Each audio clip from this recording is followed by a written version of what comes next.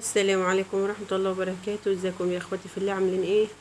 يا رب تكونوا كويسين وفي افضل صحة وفي احسن حال يا رب العالمين. كل سنة وانتم طيبين بنسبة المولد النبوي الشريف. ربنا يعود علينا الايام وعليكم بخير وصحة وبركات يا رب العالمين.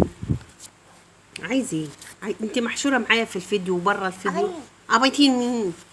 واه حر يا ماما، حر يا ماما. بيتي. عاملين ايه؟ احلى واغلى ناس في الدنيا. ربنا ما يحرمني منكم يا رب ويخليكم ليا احلى اخوات في الدنيا.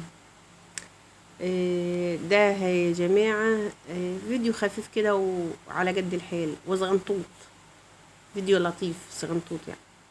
ده كنت طالعه اوريكم منظر السطح في الايام اللي احمد عيه فيها، وعينه يا حبيبي ربنا ما يوريكوش خساره في ولادكم يا رب. عينه ما كانش شايف بيها والله. وزي ما وريتكم كده في فيديوهين الشيرتز اللي شفتوهم او اللي ما شفتهمش، اللي عايز يشوفهم يخش لي على القناه يا جماعه. لما رحت بيه المستشفى الحكومي ما قدرتش اعالجه هناك من كتر الناس اللي مش قادره على تكاليف العلاج في العيادات الخاصه يعني. وربنا يجيب العواقب سليمه يا رب. لسه هروح بو تاني والله. ادعوا لي بس ربنا يحوش عنه ويعافيه يا رب، عشان كلنا ما نحبش خساره في ولادنا. فكنت بوريكم السطح والمنظر اللي يجرف، لمؤاخذه في اللفظ يعني. السطح بمعنى صح. بصوا ان شاء الله هنضف. انا لسه ما نضفتوش والله يا جماعه. هنا كان ذكر البط اللي شفتوه دلوقتي جرجش مكه، يعني بمعنى اصح واكلها، وهي مش راضيه تنزل برضه. هي برضه مصممه تخش للارانب، فهو عمال يعضعض فيها بس ما قدرتش اجيب لكم اللقطه دي. عمال يعضعض فيها ويضرب فيها عشان ما تطلعش على السطح، وهي بعينها الكوكو ها. الكوكو ما يقول كك عم. فكان عمال ياكل فيها بس وهي بعينها عايزه تطلع فوق اهو. ما سكتتش غير لما راحت جابت ارنبه وقعدت تحكي معاها وتتكلم معاها.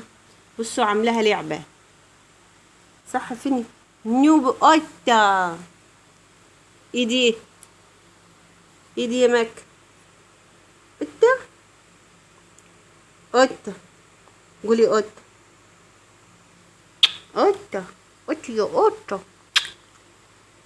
كانت عماله تلعب معاها وخدتها ومشت. يا بنتي يهديك يرضيك سيبيه. لا في فضلت تلعب معاها وانا صورتها. لعبوا مع بعض شويه كتار كده وفي الاخر راحت سايباها.